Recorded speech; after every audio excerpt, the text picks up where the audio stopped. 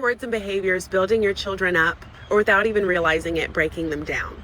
I know a lot of times as parents, we really feel like we can come together as husbands and wives. It really is that united force against some of the frustrations of our children. But be very careful as you find that camaraderie with your husband and wife in rallying together against the frustrations of your children, because really we're called in Ephesians not only to build our children up and not exasperate them, but our children are called to obey us and honor us. And by leading through the Holy Spirit, we're called to steward our children in a way that not only does not exasperate them, but calls them to walk in what God has for them, which is to honor us and to be obedient to us. And we don't want to make that any harder to do than it already will be for them in this worldly circumstance. So as an example of something my husband and I found ourselves falling into, we really struggle to get our 5-year-old to eat a well-balanced meal. He is very picky. He likes sugar and French fries and everything neutral and taupe colored more than anything else. And so there would be times where he would be struggling to eat well during dinner, and I would say something like,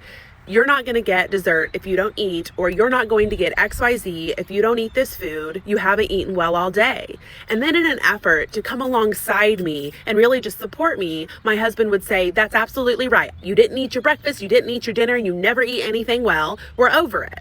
And while it felt good in the moment to have that backup, we realized we were breaking him down more than we were building him up in that moment, trying to teach him how important it is for him to have well-balanced meals, or at least give things a try, especially if he wants to have those sweets. The same goes for things like cleaning up around the house. If my husband is getting on to one of my children for not picking up after themselves, the last thing they need by stewarding the Holy Spirit within me is for me to make a comment like, "They never clean up after themselves. I'm so over it." So now we can say something like, "Hey, I really want to play that card game with you after dinner, so I just need to make sure some of this is gone." We've got to have those good foods in our belly to be able to be strong and play those sports and go play outside and feel wide awake enough to play that card game soon. Maybe they don't listen. Maybe there has to be a level of discipline, but you have used your love and your words and your actions to build them up in that moment versus tear them down. After studying Ephesians 6, my husband and I also have a way of just calling each other out lovingly if we see one or the other getting exasperated or starting to lead a bit more negatively and breaking our children down.